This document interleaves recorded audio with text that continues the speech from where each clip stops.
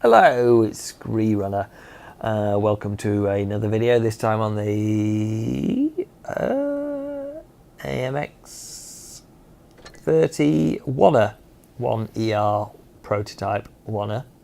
It's easier to say 1er, isn't it? So here we have a video that I put together earlier today when I was sat on a plane, and I've since had a few drinks and I can't remember what happens in it. So first of all, let's look at the stats of the tank. It's what are the bits I wanted to mention there? View range. I've got coated optics on it. It takes view range out to 302 meters, which I don't know if it's actually good or not. I think it's pretty good, which allows you to get lots of spots. Rate of fire 8.39. I haven't got. I've gone for calibrated shells on this as opposed to rammer, so I think 8.39 is fair cop, and the calibrated shells helps when you get to top tier games, i.e. tier 10. Yes, that's right, Johnny. Well done. We moved off that already. What was else we going to say? Oh crap! Moving on to the next thing. I was going to say it has reasonable pen on the gun, same as quite a few of the tier 9s, but the alpha is a little bit lower than some of the others. Anyway, moving on to armor inspector, we're looking at a tier 8 firing on us. See, that doesn't look too good, does it? Tier T44 firing on us. There we go. So this armor profile, I think, is for the PC version, because I think the commander's hatch on this looks a lot larger than it does on the Blitz version. Plus, it doesn't have a machine gun sat on top of it in Blitz. So, but the things to take away from this are the gun mantlet is unimpenetrable. The roof is very thin, but it's such an angle that you get auto bounce, and a lot of the upper glasses, the upper hull is once you get angled on a hill is auto bounce territory as well. The things to watch are that driver's hatch, which again I don't think is that big on Blitz, and a lot of questions. Ooh, the side's not so good, not so good. Let's move away from the side. But you can see here, whilst we're on it, I've remembered this, gun depression, 10 degrees. Pretty awesome. So, you know, when you look at that, if you can come up over a little crest, there isn't much to hit on it. If you take away half of that commander's hatch, there isn't a lot to hit on there, really, is there? Let's move to a tier 9 M103. Looks like we're having with a tier 10 gun, and even the M103 with a tier 10 gun, you know, it's still got problems penning you if you learn to angle it correctly, or basically, when I say angle correctly, what I mean is put it over a rise. I use a ridge line, and then you're absolutely laughing, and you get auto bounce after auto bounce even on that skinny armor. However, there are soft spots, but that's why you have a medium to be able to move around and wiggle pretty darn quickly. Moving on to HE with the same tank, you know, from the front, again, it's pretty hard, but this is the problem with this tank.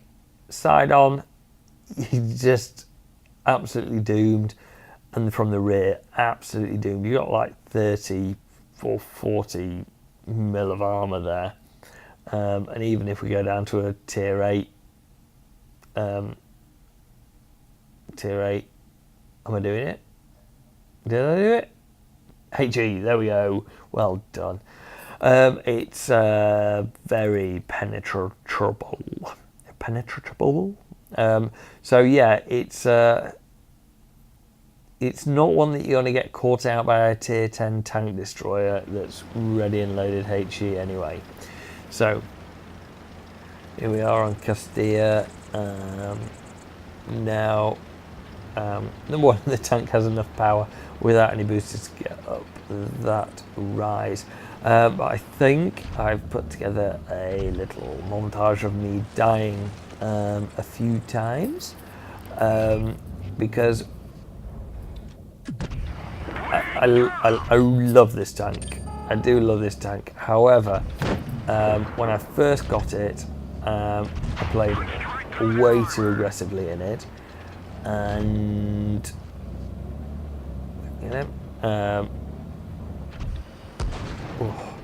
and I put myself in positions that I shouldn't have been in. So it's got that great turret, but on the flip side, it's got that horrible hull, and it is not a tank to be aggressive in any form until the end game. It's almost like a second line tank. It's just like keep it out of the way, nurse it, play with bridge lines as much as you can, and don't put it in any position that you're going to get in harm's way. So here we are, Castilla. I'm going to wait for him to come out, but as you can see at the moment, on the other side of the map we've got our two heavies, I think an E75 and an IS3, and they spotted two reds over there. Now I've just got rid of one red, so that leaves another 4 reds somewhere. And where can they be? So I pick back up. This is when I should have been backpedaling as fast as possible to get into a slightly better position. Instead, I wait here, I go, oh, T-54, that's fine. And then it's like, oh, I've been spotted. It wasn't the T-54. Who was it? Oh, it's 2 tank destroyers that basically want to rip me to pieces. So there we go. I take a whole load of damage. Then the T-54 comes up and puts some in me. And it's this point, you know, you just go, why didn't I just move earlier? I should have just gone and faced the T-54 earlier and avoided that 1,000 damage that I took from the... oh, here's a game. This wound the hell out of me. Look at our Leo sat on that hill all freaking game and then just ran off. Freaking frustrating. Get some right morons in this game. Here you go. T49, tier 8 T49. He put a load of damage into me there. And again, I pushed a bit too aggressively in this game, got surrounded, and you're doomed. You're just doomed. And that Leopard PTA that came with me did naff all as well. And this was another game that I'd flanked all the way around after making a bit of a run for it, and this E100 totally called me out. Now, it was a bit of retribution because in the previous game I got him and his platoon mate. Totally whooped him, but he totally whooped me that game, so fair play. And again here, thought I was fairly safe. I got a back chat with me. The back chat just naffed off, and it all went south for me very quickly. And it does in this tank. It can go south for you really, really quickly. And it's just, it can just catch you out because you've got no hull armour to speak of whatsoever. Flat maps are not your friend. So Himmelsdorf for this tank is not a fun place at all. Whereas Canals is brilliant. There's enough ridgelines, there's enough places to actually go and work your magic. So this, you know, unfortunately I haven't recorded all my matches, but it's great as this map for this tank. So coming from the other side, I was sat where the Jag Tiger is now. The Jag Tiger is now, and quite happily do 5,500 damage to reds just by sitting in that position and playing with them with the gun depression that you've got and the turret that you've got. On this game, here we go. So there's 3 of them there. You can see the gun depression. It's just immense. It's just such an enjoyable tank to play in these situations because nothing can get near it so long as you don't expose yourself too much. So here's an instance. I just exposed myself too much, and it's knowing that line of where to go to, and playing with that. So, you know, play with people, just get to a point that you know that they can't pen you on that turret, and just properly peek. Don't try and go too far down them to try and get to the soft hull. You know, use a bit of promo if you have to, just to get people irate, because it just works so well. And it reverses pretty quickly, that's the other thing. It's not the fastest reverse, but it gives you enough pace to be able to pull out. Now, this is one of my favourite spots on any map, really. If you can get here early enough and your team doesn't act like a complete and utter group of morons, this is just a sensational place to be for this tank, because as you can see, there isn't much above your gun in terms of turret, and there isn't much below, so you can literally just absolutely skim a ridge or a wall and still get your gun clearance over it to be able to play with it. And this is just the best place. So it's just use a little bit of maneuverability and a little bit of play, and you can just play with the gun. It's just brilliant. At the same time, the gun is so troll at times. I mean, sometimes you just wonder where the shells go on this gun. I haven't got vertical stabilizer installed yet, but you know, wait and see. So there was an FV just bouncing off the turret, and so showing that a good tier 10 can bounce off. And we've just stayed here and we've just worked that ridge line and just playing around with the side of the wall now. The E100's there, the FV is gonna come around. So I've moved around a little bit just to play. I'm a bit concerned about the E100 behind me, but it's there you go. E100 got me. You can't have it all, but we've got such numbers now that I'm not too worried because my greens are pushing up on that E100. So I'm just going to play with this FV a little bit to keep him occupied, and you know, just keep that turret moving, and it's just sensational. Such a fun tank when you get it in the right position. Get in the wrong position, you've seen on a few games, it's awful. It's just a recipe for disaster. See, I looked around there, I was a little bit slow there, so I got tagged by him. I went to see what was happening with the E100, and yeah, it's my fault again. There, I just shot into the wall. It's great. But this guy wants me. He really does want me. So I'm gonna just hit, move out the way. I'm not still, you know, even though we're coming up to end game, I'm not going to give away my health hit points too easily. But that's it. Sensational place to play this tank. And this is another game of playing ridgelines. Literally any map on this other than Himmelsdorf, which I hate, is there's always a place to play this tank.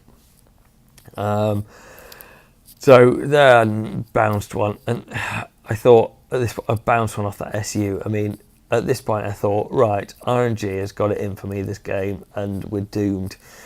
But managed to get one in the T54. See, pen is good. You don't need APCR to pen the front of a T54, even if that the upper hull is slightly angled upwards. So here comes the back chat on his push bounce. I bounced one off him. That was stupid. I managed to get a nudge on him. Another bash on him. I just think, no, he's not getting away with this. Boom. Thank you. Back to normal play apart from right now. I wasn't really looking. That T54 managed to get one in me because he's been sat there waiting. That is the problem with this tank. You can sit on a ridge and you can play it incredibly well, I've got a T30 just behind me, who should clear that out. There we go. You still have... Ooh, T95. So this is how to get rid of a T95 in this tank. It's just sublime. Look at this. It's like, boom, okay. And watch this next shot. Oh, no. Oh, yeah. So, it's not quite yet. I'm getting ahead of myself. AT-15, pop one in him just to make him think twice about pushing on my rear. And then look at this. Look at that. All you need to see is those two top turrets, top commander's hatches, and it's boom. Absolutely phenomenal. Enjoyed this game so much. Look, there we go again. You hardly have to expose yourself. I mean, I'd be surprised if the tanks could even see any of me from there. Yeah, I missed a shot there because he's angling upwards. He's still coming over the top. T-54. See, I take a shot. This is the problem with this gun. Every so often, it just throws an absolute curveball. I pushed over because I knew the T-30 was behind, so at least I had some cover. And then I can come back over and finish off that T-95. It's all about the ridge lines, and every game you'll see, it's just all about pushing the ridge lines. And here we are on... Oh, I can't remember what this one's called. We've already been and flanked and... cleared out the PTA and the object on red, and again we just found a nice position here that we can just head over. I've not got enough depression to get onto that IS-7, but it just offers me a position that they're not going to fly out at me. And you see, it's just like you can see somebody's lining up, you've not got a big target, so as soon as you move, they're going to miss you. And that's all you have to do, just keep moving. And then they think, well, I'm not going to get them. I'm going to move off and go on, concentrate on the target, which then gives you the opportunity to move in. Great game this. I'm going to hand it out to the FV that's there in the centre of this shot, FV4202. He or she had a sensational game from BP, is it? Whatever. But, you know, I just... Tier 10, I played support, used the ridge lines, didn't lose any health, and kept myself in a healthy position in case there was a need for me later on to actually put myself in line. And, you know, the thing is, some people will say it's quite selfish to play second line, especially if you're top tier, like in this game. But I don't think it is when you're in a tank that is really susceptible to being in a frontline position. So, you know, I will play it second line as in a tier 10 game, and even in tier 9 as top tier, I'll play it definitely second line or support or joint front line until I know that we're in a decent position, that I feel more confident to push forward and play it front line. So here we are in Vineyards, and you know, nearly all of my team is ahead of me, and yeah, I'm the top tier tank. I'm just taking the opportunities as they come up to pretty much snipe. I mean, I don't know how many of these I actually spotted in the first instance with my view range, but it's working out. I'm not pausing too long between shots. If I haven't got a shot, now I've not got a shot, so I'm starting to move. See someone come up at the rear, so I come back again, get rid of them. But you know, that's the thing. If I don't have a shot on and I've waited a few seconds, then I will move on and try and find another target. But I'm not going to do anything reckless. Now this just coming up is an absolute gem. This is an absolute perfection of a... Just look at this gun depression to get this M103. Look at that. How many medium tanks at tier 9 can do that? Just absolutely brilliant. Now I took it out of the ball, take one from the Panther. but it can't side scrape from me because the pen on this gun is reasonable enough to be able to play with it, and then shoot straight up, surprising straight out, pop one in. M103's been dispatched with at this point. And we just move on to the last tank. And again, this is, I think the T-54 takes a pop at me here as I come over this crest. And again, I get a bounce. Yeah, there we go. I only get the ram damage. So it does bounce some tank shots quite nicely. There's 4 or 5 examples probably hidden away in videos of doing that. So here we are, tier 10 battle on mines. Again, just pushing that ridgeline and using the ridgeline. Sometimes getting up onto the mines where there are object and our whatever other tank, T62 is it that's up there? Object and T62, yeah. It's actually a disadvantaged place to be because if you don't have decent gun depression, it's hard to get down on these guys. Plus, if you've got any campers at red spawn, they're going to be firing up at you. So this place is just great. Come down, take a shot, back up again. Works an absolute treat. Now, I think camo reset is about 10 seconds, isn't it? Reload on this tank is 8.3 or 8.9. So you know that you've got to wait a little bit after your actual reload for your actual camo to reset, but it's not too bad really. Come back up. See there, I went a little bit too high in order to get to the IS-7 lower glasses, so I managed to get a shot on me. And that was pretty much my own fault, but you know, I don't mind. I'm not really sustained any damage up to then. And then push over. IS-7 managed to reverse into the way of that, typically. And then it's just kind of a turkey shoot from here on in. But you know, if you can get to a ridgeline early and start popping the shots over, and you know, although it's not high alpha, the rate of fire is enough to make people think twice about pushing up to actually attack that ridgeline. So it works really well. And generally, if individuals come up, you and the team can take care of them. The biggest problem, as I said before, is if you get isolated in this tank, and that's when it also goes a little bit wrong. So I think we'll finish here on a mastery game, which surprised me actually. I'm not entirely sure that this is deserving of a mastery, this game, but it was fun. And it's got some proper examples of how to use the tank kind of in it. It's also got some examples of stupidity like here.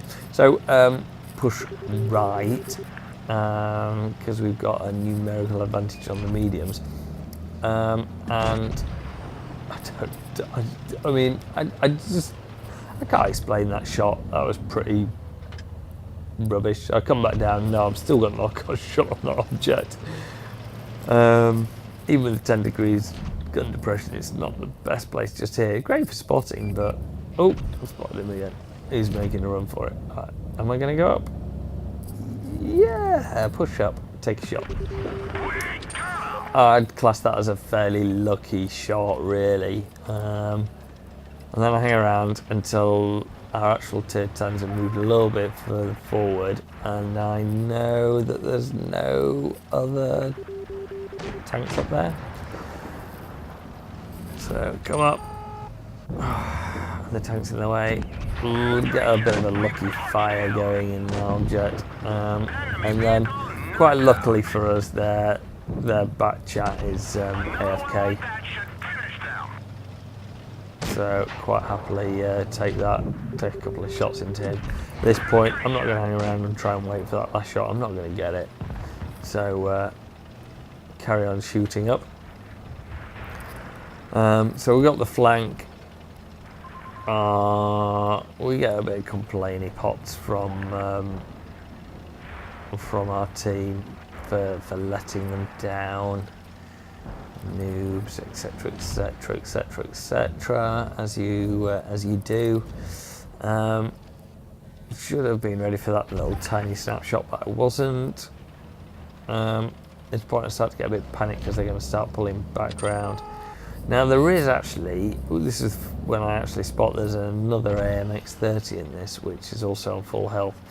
For some reason that panicked me a little bit, because I think this was the first game that I actually saw another AMX 30. I was a little bit unsure of what to expect. So here we go. This just shows the working ridgeline. So that mouse just couldn't hit me. I'd obviously just had virtually nothing showing. That's a pretty rubbish shot by me. But that's the way it goes. So this little ridge here, and pull up, and yeah, I'm not going to get into that now. So shoot at tracks instead.